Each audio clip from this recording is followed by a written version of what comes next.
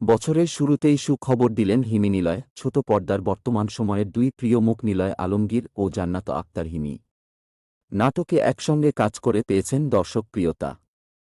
এবার নতুন বছরের শুরুতেই নতুন খবর দিলেন তারা। অন্যায়ের বিরুদ্ধে রুখে দাঁড়ানো কি পাগলামি, নাকি সমাজের প্রচলিত নিয়মের বাইরে গিয়ে ভিন্নভাবে ভাবা মানেই সাইকো হওয়া?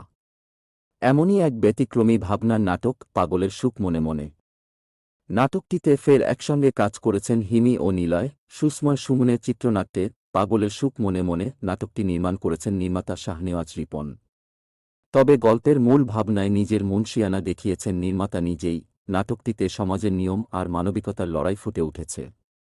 নাটকের চরিত্রটি সমাজের প্রতিটা অন্যায়ের বিরুদ্ধে প্রতিবাদী হিসেবে প্রকাশ করে নিলয় বলেন, এই গল্পে আমাকে এক প্রকার পাগল বলতে পারেন।